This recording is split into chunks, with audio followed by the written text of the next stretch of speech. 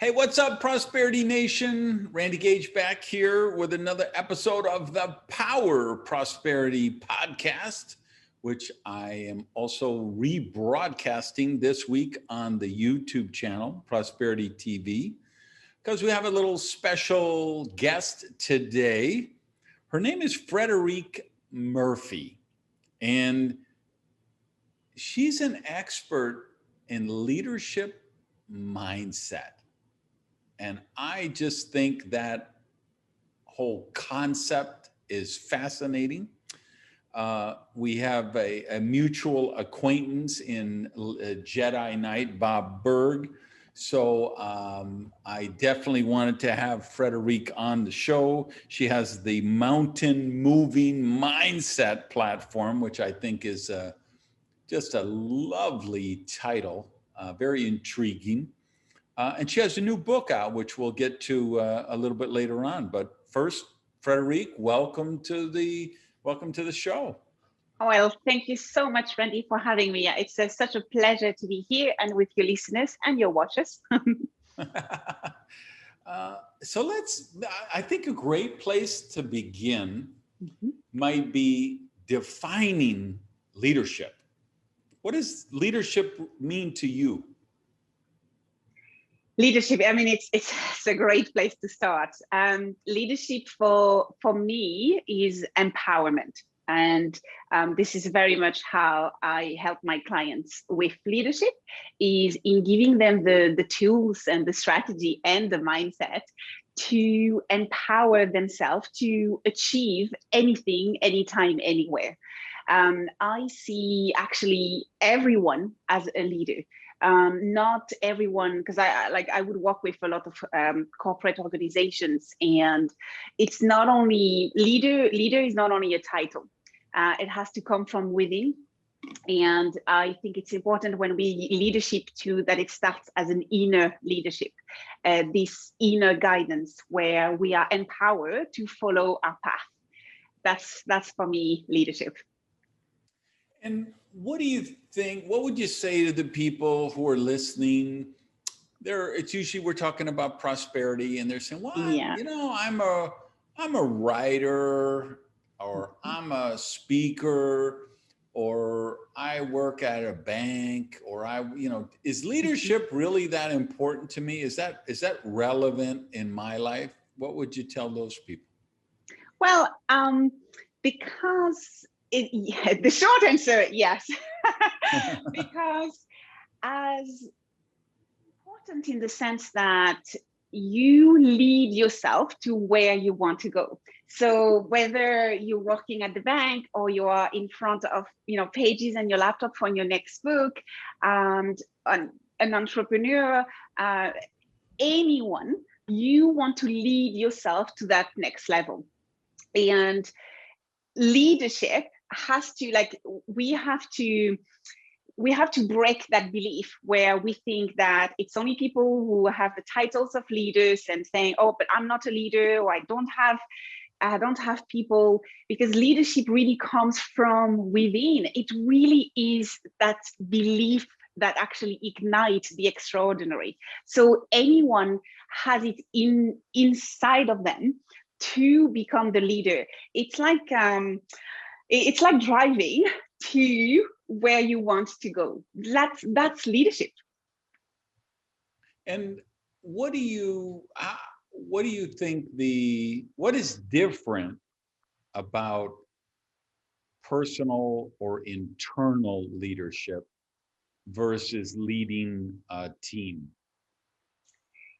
I don't know if I would say it's different. I think it's definitely both starts from within. And then if we were talking, okay, then now that I know how to lead myself, I want to know how to lead others.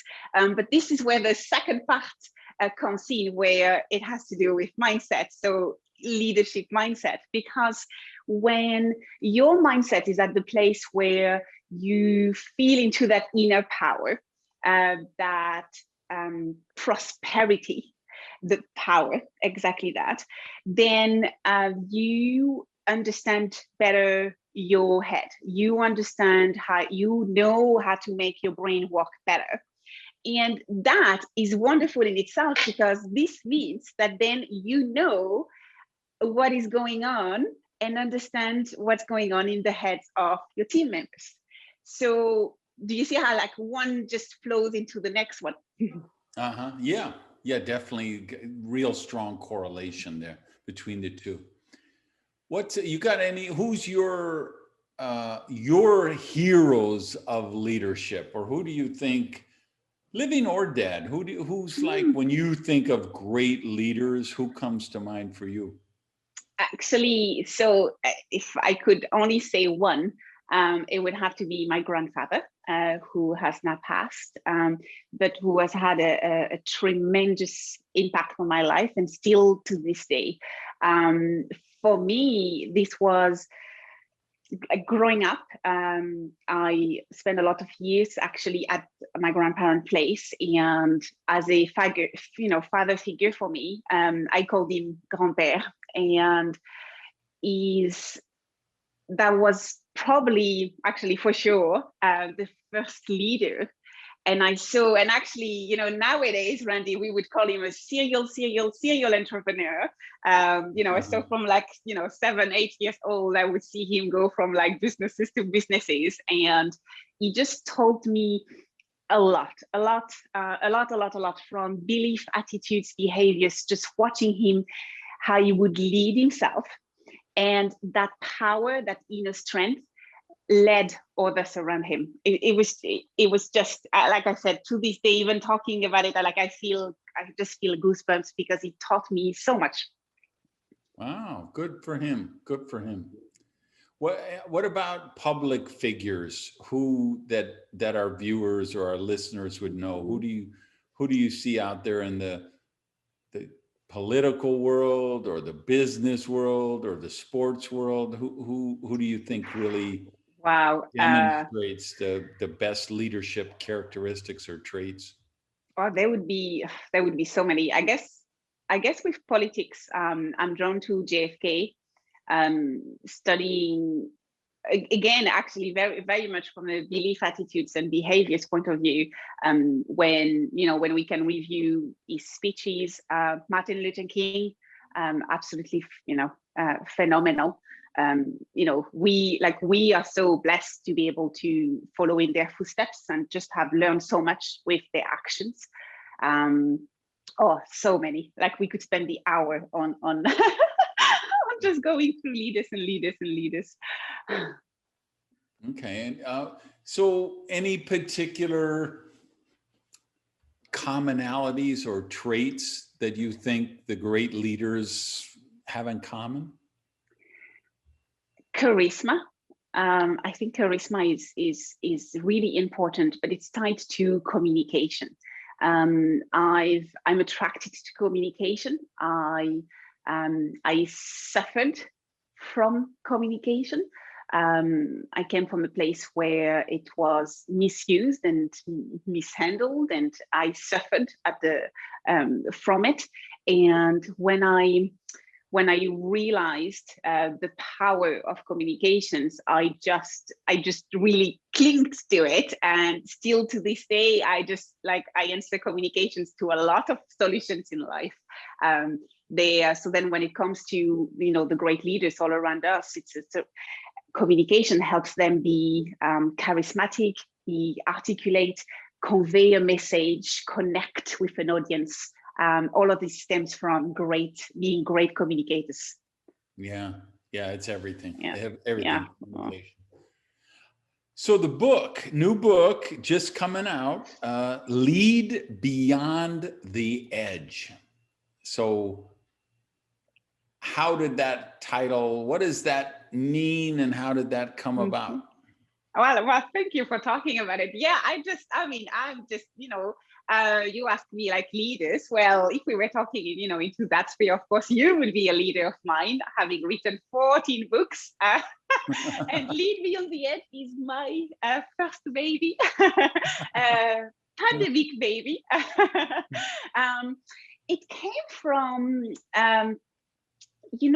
the way we talk about, actually, you have this saying, and I have one as well, and they're quite similar. You say that our greatest breakthrough are on the other side of that thing that frightens us the most. And I say something quite similar, and the book actually is really based around it, where I say your best moments are on the other side of your fear. And what I wanted was a real step-by-step, real practical approach to understanding, okay, we know this big concept where, great, our best moments on the other side of our fears, like what is there? And what is there is that edge.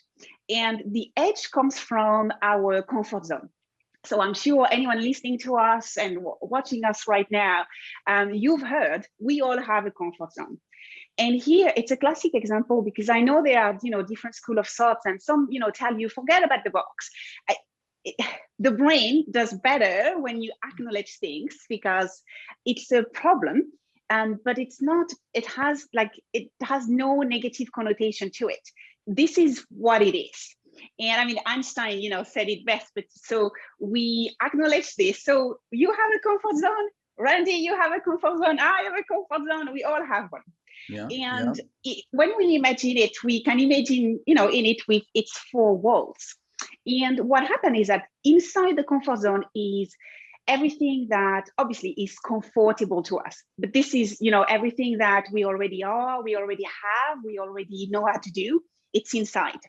And anything that we dream of, anything that we desire, want to be, want to have, want to possess, is outside.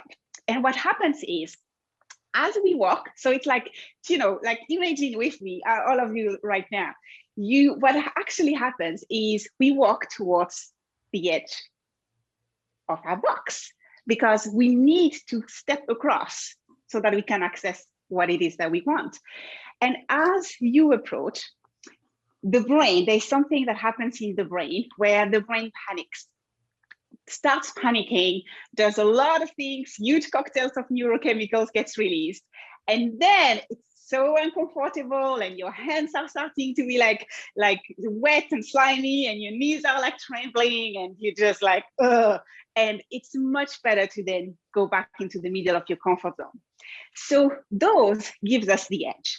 So the idea of the book title was Lead Beyond the Edge.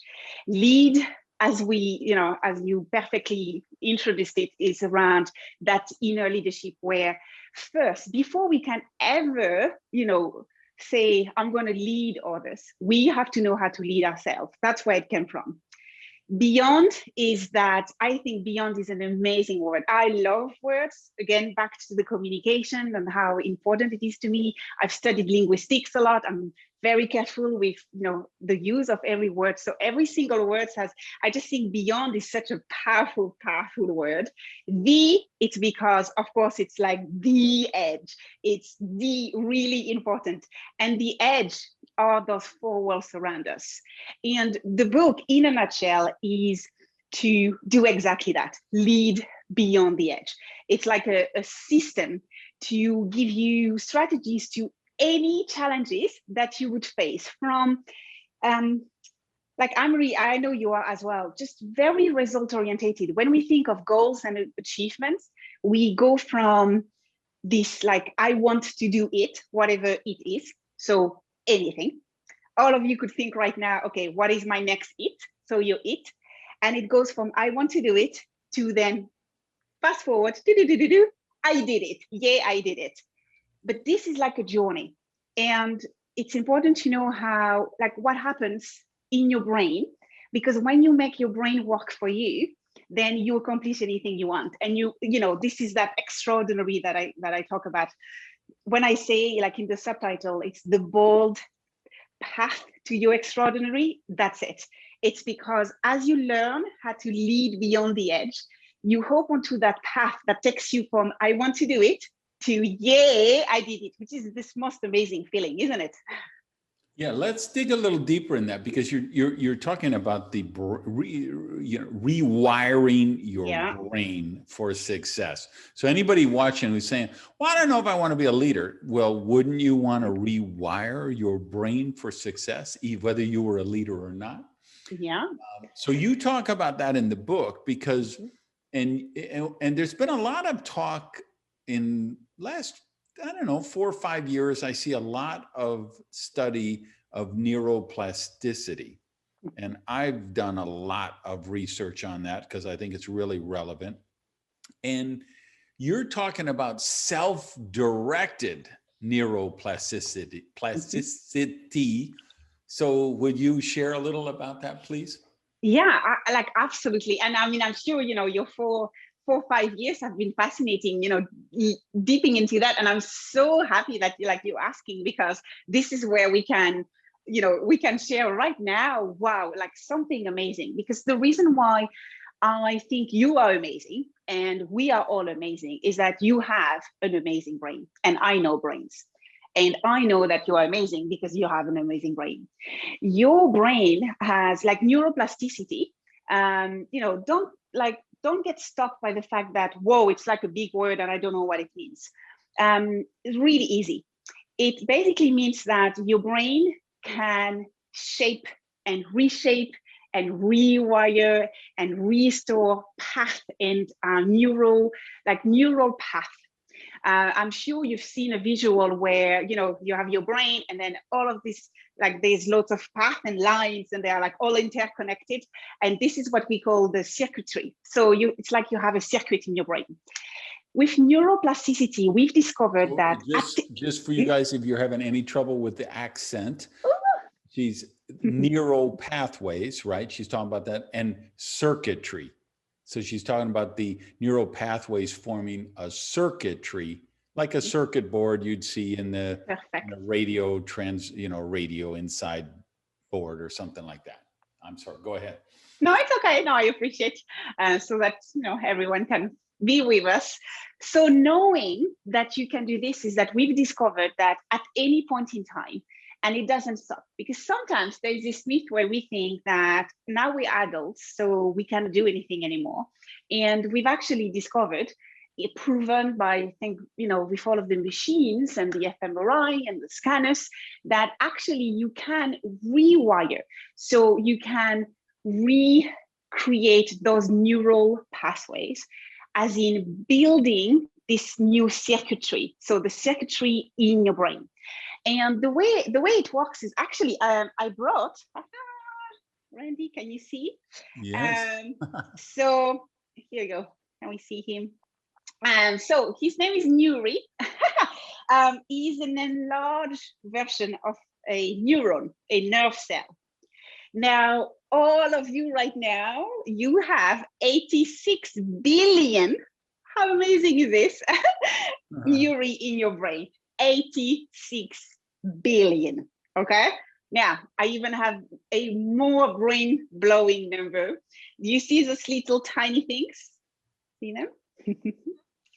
And they are called dendrites, and they are, just without going too scientific at all, that's how one neuron communicates with another one.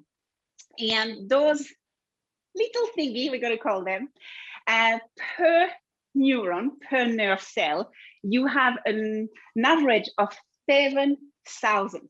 So 7,000. 86 billion multiply by 7,000. Anytime they connect, it's a path. Can you imagine how complex but rich your circuitry is? So we're talking about 86 billion times 7,000. Yeah. Which equals, for those of you guys who can't calculate, the actual number is a lot. A lot. That's the number of neural pathways in the brain, average brain? Yeah. Okay. We actually say that there's an analogy that we use where we say that in one brain, you have more pathways than there are stars in the Milky Way. Wow. To give us an idea, in one brain. And when you said self-directed neuroplasticity, this is where it gets super exciting. We've found out that we could direct, by using the power of our mind, we could create new wires, new pathways like that. Remember, it's just one dendrites communicating to another, and that's one pathway. Yeah. And we can do it like that. That is the power of neuroplasticity. This is what you can do. This is where you can really rewire your brain for success by adapting new beliefs, attitudes, behaviors that are really all aimed towards your it. Then that's how you make it happen. Does it make sense? Yeah. So and they need to read the book for this, and I don't expect you to explain it all, but you have a 12-step framework in the book. Would you just tell them what this 12-step framework can do for them when they apply it? What's the benefit of this framework? Yeah, with pleasure. Well, so we've identified the problem being that box, and us needed to learn how to overcome it and that fear, and understanding, what is happening in the brain, which is, by the way, what is happening is called the threat response, which some people maybe it's quite similar to the fight or flight. So lots of people say, oh yeah, I've heard about that. But the threat response happens when I said, just remember, your brain panics, like, yeah. And then doesn't want to panic and just run back. So the 12 steps are aimed to teaching you to relax your brain and to have your brain come on board with you, so that when we are leading, when we are driving, both hands on the steering wheel, our brain, our body, our mind, all heading towards the same direction, our it that we want to achieve. Mm-hmm. It's very structured. You've seen in the book, I am very structured, and I wanted to make sure that the book will also be very structured. So the framework is divided into three circuits. And each circuit has 4 strategies. So then 3 by 4, 12. That's where it comes from. And every single one of those strategies gives you the tool to overcome an obstacle. I believe, I have poured my heart and my brain into this book. And I believe that there are no obstacles that cannot be solved by one of those 12 solutions. Each strategy tackles something specific that happens on that goal journey. Remember when I said, we start in the I want to do it, and then we go all the way to I did it. There's a series of things that happens so to kind of give an idea on the journey that you embark on, throughout the book with me as your guide, where you are building your new circuitry. We first go through this circuit number 1, and that circuit is really helping you move from that. And I know this is really, really one of your strengths, and you're just so magnificent listening to you when you talk about that. It has everything to do with belief. So I know your listeners and your watchers, they're like, yes, we know, because Randy is so good at it. Like, can I? Like when we want to do something new that we haven't done before, and we're like, panic on board. And it's absolutely common to start getting those questions. Can I? And that first circuit moves you from can I to I can. And Randy, you'll know that, but also I know you mentioned, we'll have speakers as well. So some of you who are speakers, you'll know that. There is this moment when, and I so miss it terribly, and I'm so looking forward to be back on real stages and see it again. There is this moment when you talk to your audience and suddenly their eyes are shining brighter and their cheeks, are getting rosier, and there's like this little oomph in their posture. And that moment is when suddenly they believe that they can. I live for that moment. I just, like even talking about it, I just get goosebumps. I live for that moment because this ignites your extraordinary. So we first work on that belief, and then we hop onto circuit number 2. Circuit number 2, we start it and we say, oh yeah, I can. But then here's what happens. Then you start thinking, but do I have what it takes? This is when we start diving into the attitude part.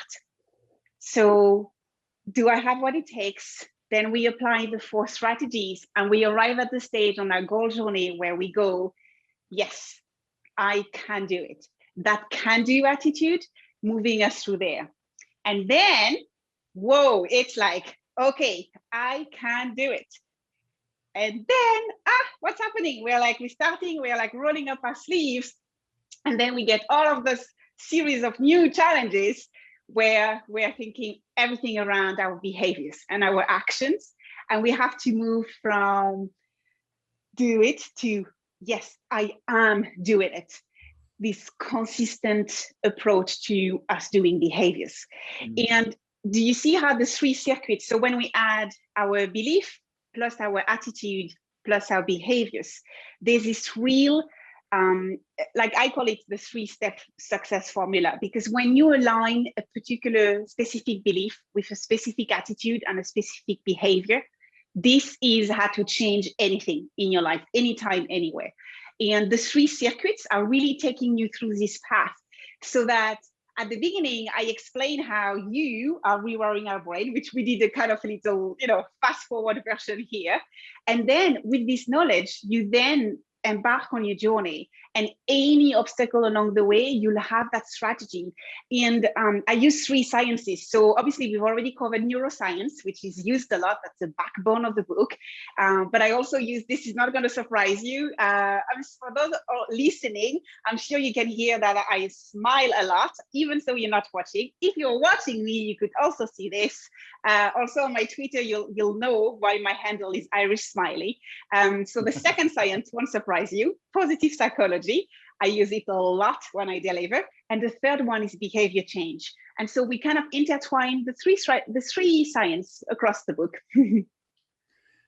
Okay, so best place to get the book, Amazon, or do you have a book page with the details and doing any special promotions or anything people should? Yes. Well, thank you so much for asking, Randy.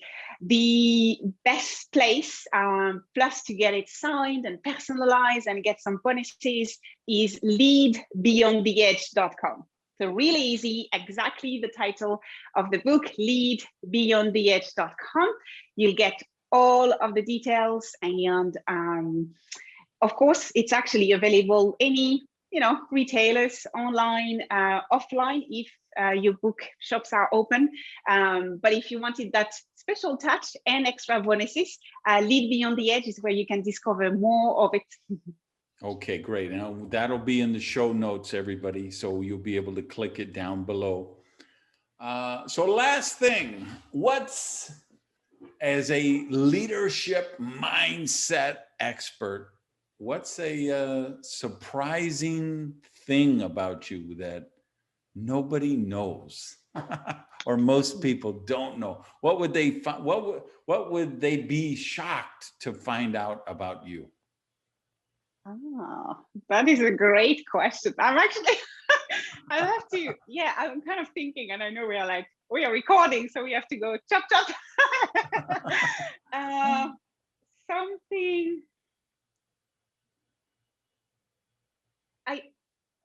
I guess I did allude to it a little bit, but I guess what comes to mind is just how our conversation went and how open and transparent I was. But I think something that a lot of people would be shocked in hearing after seeing me and maybe seeing my smile and thinking everything is rosy and, like, oh, Frederique, like, it's like elephant with tutu in the skies. And it's probably realizing that, like, I had a very difficult childhood and teenagehood who actually made me who I am today.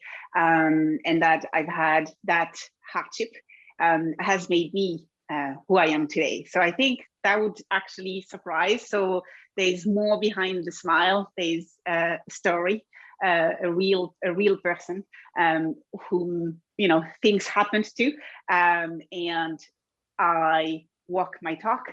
I love people, and I want them to achieve the extraordinary, because there was a point in time where I wasn't feeling this for myself.